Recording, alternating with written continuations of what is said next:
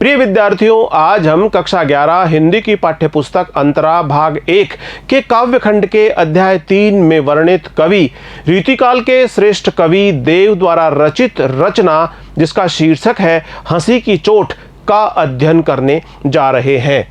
हंसी की चोट कविता विप्रलंब श्रृंगार का एक बहुत अच्छा उदाहरण है। विप्रलंब श्रृंगार से आशय है अभिलाषित वस्तु की अप्राप्ति होना, अभिलाषित वस्तु का प्राप्त न होना विप्रलंब श्रृंगार से आशय है। इसमें कवि देव ने ब्रज भाषा में सवैया छंद का बहुत ही सुंदरतम प्रयोग किया है।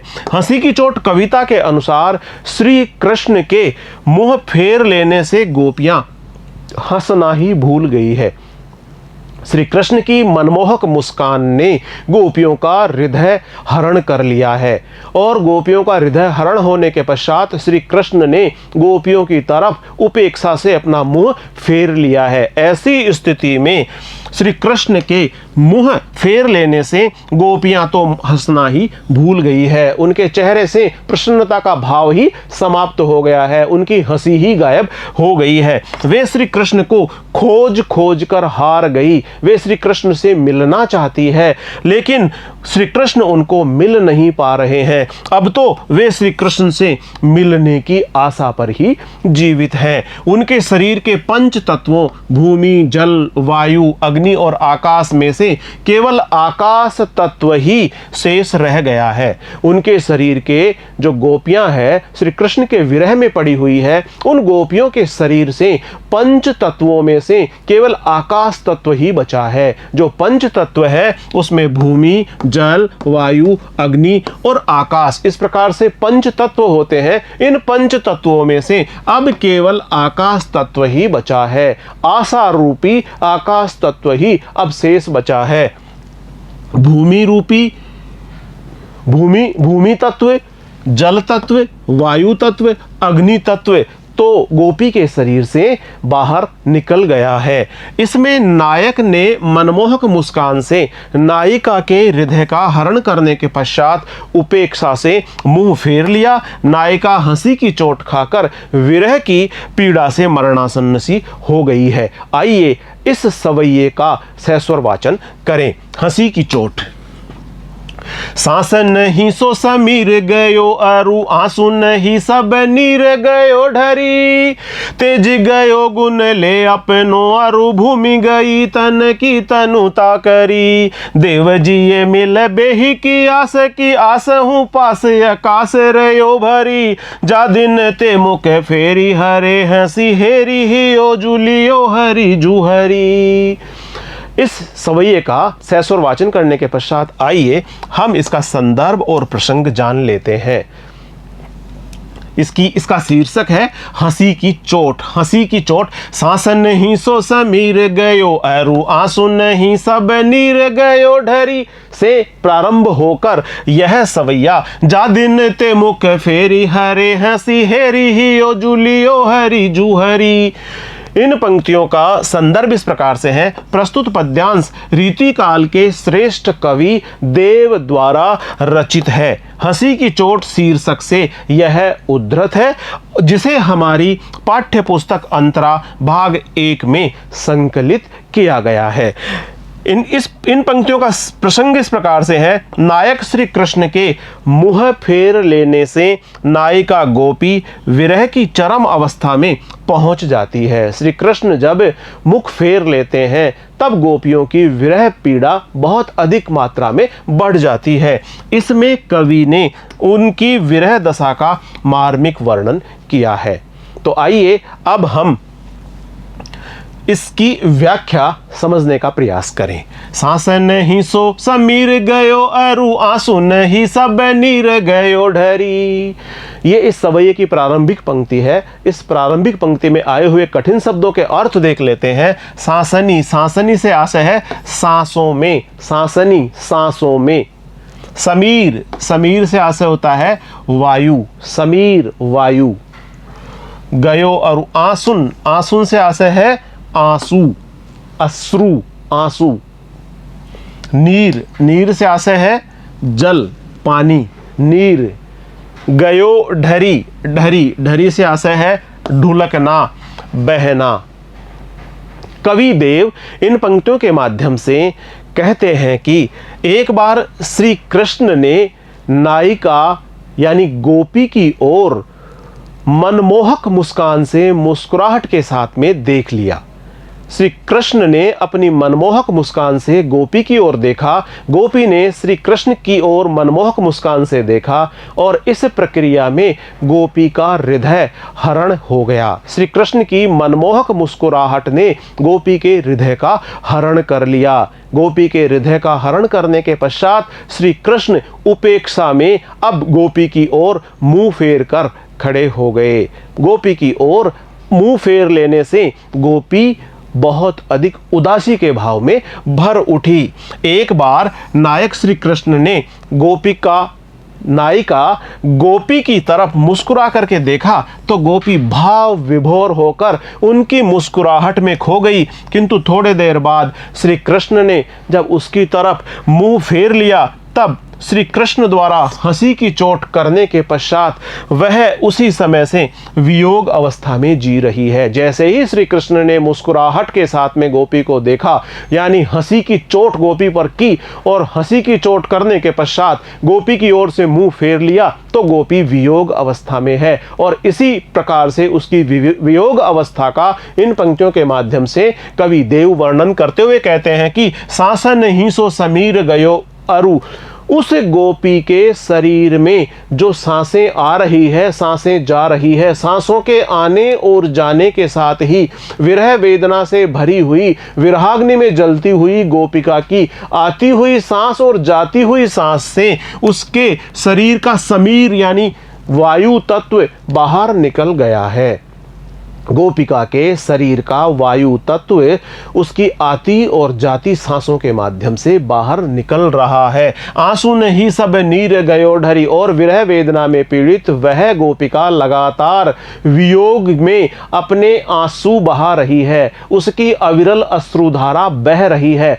अविरल अश्रुधारा बहने से गोपी के शरीर में आंसुओं के साथ ही सब नीर, सारा जल, सारा पानी गयो ढरी वह भी बह गया है। यानी गोपी के शरीर में से जल तत्व भी बाहर निकल गया है। इन पंक्तियों के माध्यम से कवि देव कहते हैं कि विरह पीड़ा में पीड़ित गोपी लगातार विरह की अग्नि में जल रही है और इस प्रकार से उसकी जो सांस आ रही है और सांस जा रही है उसके माध्यम से उस गोपी के शरीर में जो वायु तत्व था वह तत्व भी उसके शरीर से बाहर निकल गया है। साथ ही साथ उसके आंसुओं के माध्यम से उसके शरीर में जो जल तत्व था वह भी बाहर निकल गया है।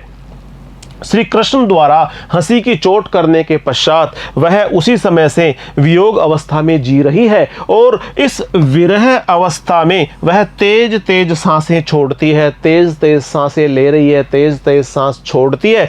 इससे उसके शरीर में वायु तत्व समाप्त होता जा रहा है। सांसों के माध्यम से वह जो तेज तेज सांस छोड़ रही है उसके माध्यम से उसके शरीर का वायु तत्व समाप्त होता जा रहा है।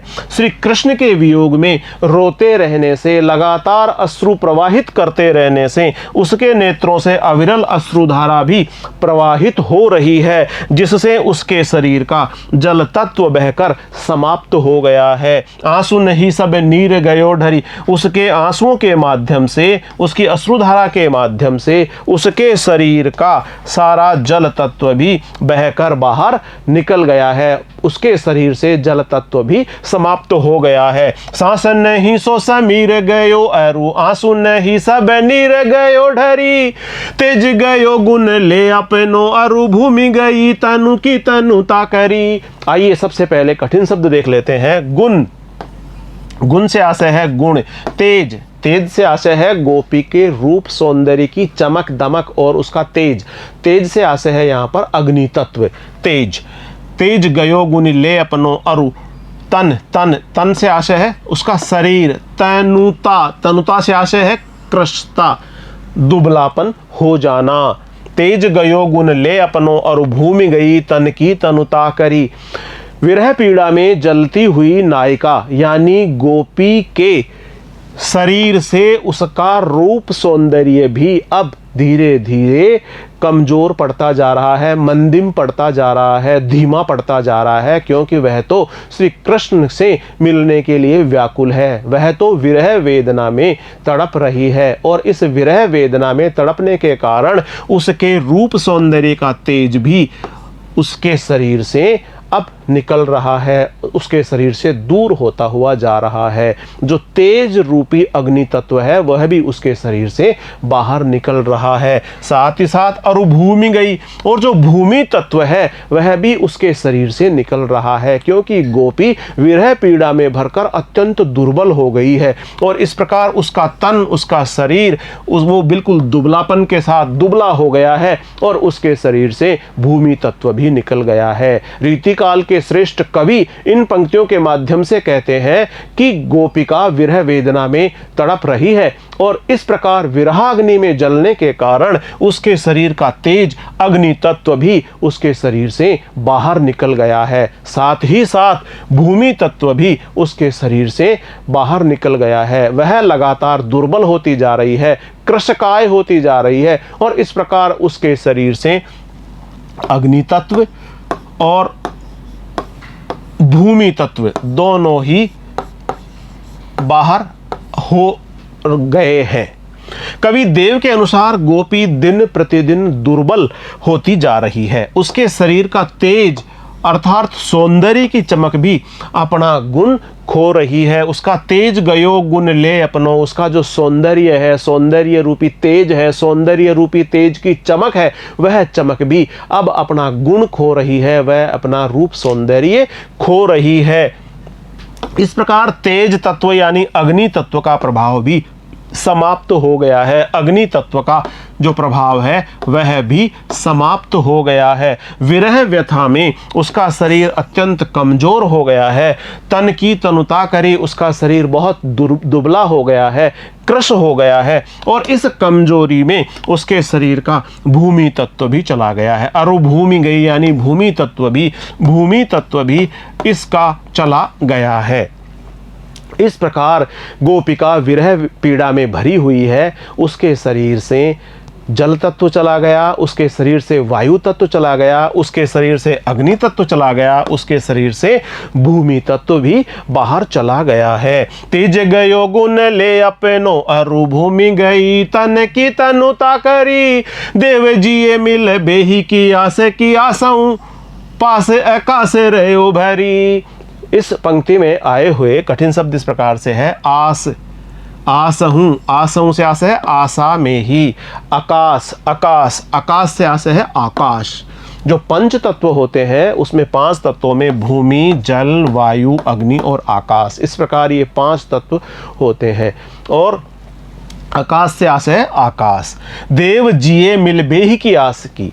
कवि देव इन पंक्तियों के माध्यम से कहते हैं कि गोपियां विरह वेदना में पीड़ित हैं और उनके जीवन की आशा एकमात्र कृष्ण से मिलना ही है। कृष्ण से मिलन होने पर ही वे जीवित रह सकती है। उनकी जीवित रहने की एकमात्र आशा कृष्ण से मिलन ही है और वह है आकाश तत्व। आकाश तत्व रूपी उनकी आशा कृष्ण से मिलने की ओर उन्हें प्रवृत्त कर रही है। देव जिये मिलबे की आस की, आसों पास आकाश रयो भरी। उनके पास में आकाश तत्व रूपी आशा ही शेष बची है। उनके शरीर में, जो शरीर पंच तत्वों से मिलकर बना होता है, जिसमें भूमि, जल, वायु और अग्नि तत्व गोपी के शरीर से तो बाहर निकल गए हैं और अब उसके पास में आशा रूपी आकाश तत्व ही बचा हुआ है। इस पंक्ति के माध्यम से कवि देव कहते हैं, रीतिकाल के श्रेष्ठ कवि देव के अनुसार विरह वेदना से पीड़ित गोपी के शरीर के 5 तत्वों यानी भूमि, जल, वायु, अग्नि और आकाश, इन 5 तत्वों में से केवल आशा रूपी आकाश तत्व ही अब शेष बचा है। गोपी के शरीर से भूमि, जल, वायु, अग्नि बाहर निकल गई है। अब तो केवल आकाश तत्व बचा है, आशा रूपी आकाश तत्व ही बचा हुआ है। वह गोपी अकेले आकाश तत्व के बलबूते पर ही अपने मन में श्री कृष्ण से मिलने की आशा लगाए हुए हैं। देव जिये मिल बेही की आस की, श्री कृष्ण से मिलने की आशा लगाए हुए हैं, अर्थात वह मिलन आशा पर ही जीवित है। गोपी मिलने की आशा पर ही जीवित है। देव जिये मिल बेही की आस की, आसों पास आकाश रयो भरी, जा दिन ते मुख फेरी हरे हंसी हेरी हियो जूलियो हरि जू हरी। इस पंक्ति में आए हुए कठिन शब्द इस प्रकार से है। हेरी, हेरी से आशय है देख कर। हियो, हियो से आशय है हिया हृदय। हरि, हरि से आशय है हरिजू, हरि, हरिजू से आशय कृष्ण, और हरि से आशय है हरना। इस प्रकार से जा दिन ते मुख फेरी हरे हंसी, जिस दिन से श्री कृष्ण ने गोपियों की तरफ से मुंह फेर लिया। जैसा कि रीतिकाल के श्रेष्ठ कवि देव कहते हैं कि श्री कृष्ण ने अपनी मनमोहक मुस्कुराहट से गोपियों का हृदय हरण कर लिया, और गोपियों का हृदय हरण करने के पश्चात उपेक्षा से उन्होंने गोपियों की तरफ मुंह फेर लिया, गोपियों की ओर से मुंह फेर लिया, यानी अब वे गोपियों को नहीं देख पा रहे हैं। ऐसी स्थिति में कवि देव कहते हैं कि श्री कृष्ण ने हंसी की चोट कर दी, श्री कृष्ण ने गोपियों पर मुस्कुराहट की चोट कर दी, मुस्कुराहट की चोट से गोपियों को घायल कर दिया, मुस्कुराहट की चोट से गोपियों के हृदय का हरण कर लिया, और उसके पश्चात उपेक्षा से मुंह भी फेर लिया। श्री कृष्ण ने हंसी की चोट करते हुए अपनी मनमोहक मुस्कुराहट से गोपी के हृदय का हरण कर लिया है। जिस दिन से श्री कृष्ण ने गोपी की ओर से मुंह फेर लिया है, तभी से उसका दिल तो श्री कृष्ण के पास ही चला गया है। जा दिन ते मुख फेरी हरे हंसी, जिस दिन से उन्होंने अपना मुंह फेर लिया है और हंसी की चोट करके वो गए हैं, दिल को घायल कर दिया है, दिल का हरण कर लिया है, दिल को श्री कृष्ण अपने ही साथ ले गए हैं। इस प्रकार तभी से उसका दिल तो श्री कृष्ण के पास ही चला गया है, और मुख से हंसी भी गायब हो गई है। उस गोपी के मुखमंडल से हंसने का भाव समाप्त हो गया है, उसकी हंसी भी चली गई है, अर्थात वह हंसना भूल गई है। और हेरी हियो जूलियो, उसका जो हृदय श्री कृष्ण के साथ चला गया है, श्री कृष्ण के साथ चला गया। हरिजू से आशय है भगवान श्री कृष्ण के साथ में, हरि से आशय हरण कर लिया है, और इस प्रकार से वह हंसना भूल गई है, और विरह पीड़ा में भरी हुई वह गोपी श्री कृष्ण से मिलने को बहुत अधिक व्याकुल हो रही है। हेरी हियो जू लियो हरि जू हरि, इन पंक्तियों में है वर्ण की आवृत्ति है। हेरी हियो है वर्ण की आवृत्ति है, अनुप्रास अलंकार का सौंदर्य निहित है। हरि जू हरि, इसमें अनुप्रास अलंकार का सौंदर्य शामिल है। इसमें हरि जू हरि, जा दिन ते मुख फेरी हरे हंसी, इसमें है वर्ण, इसे हंसी में है वर्ण, इस प्रकार इसमें भी अनुप्रास अलंकार का सौंदर्य निहित है। आइए इन पंक्तियों में आया हुआ विशेष देख लेते हैं। ब्रज भाषा में सवैया छंद का बहुत ही सुंदर प्रयोग हुआ है। वियोग श्रृंगार का इसमें मार्मिक चित्रण किया गया है। हरि जू हरि में यमक अलंकार है। हरि जू से आशय है कृष्ण, हरि से आशय है हरण कर लेना। इस प्रकार इसमें यमक अलंकार का बहुत ही बेहतरीन सौंदर्य निहित है। तन की तनुता, हरे हंसी, हेरी हियो आदि शब्दों में वर्णावृत्ति से अनुप्रास अलंकार है। इसमें तन की तनुता में तैवर्ण और तनुता में तैवर्ण, इस प्रकार एक ही वर्ण की बार बार आवृत्ति होने से अनुप्रास अलंकार का सौंदर्य निहित है। हरे हंसी में है वर्ण, इसमें अनुप्रास अलंकार है। हेरी हियो, इसमें है वर्ण की आवृत्ति हो रही है। इस प्रकार एक ही वर्ण की बार बार आवृत्ति होने पर अनुप्रास अलंकार का सौंदर्य दृष्टिगत होता है। मुख फेर लेना मुहावरे का बहुत ही सटीक प्रयोग हुआ है। श्री कृष्ण ने मुख फेर लिया, इस मुहावरे का बहुत ही सटीक प्रयोग हुआ है। मानव शरीर 5 तत्वों से मिलकर के बना है। भूमि, जल, वायु, अग्नि और आकाश इनसे निर्मित है। कवि ने यहां उन्हीं की ओर संकेत किया है। संपूर्ण पद में अतिशयोक्ति अलंकार का बहुत ही सुंदरतम प्रयोग हुआ है। जिस प्रकार से कवि ने 5 तत्वों को गोपी के शरीर से बाहर जाने के लिए कहा है, यह अतिशयोक्ति अलंकार का श्रेष्ठतम उदाहरण कहा जा सकता है। प्रिय विद्यार्थियों, आज हमने कवि देव द्वारा रचित रचना जिसका शीर्षक है हंसी की चोट का अध्ययन किया है। अगले वीडियो में हम कवि देव द्वारा रचित रचना जिसका शीर्षक है सपना से संबंधित वीडियो लेकर शीघ्र ही उपस्थित होंगे। तब तक नमस्कार।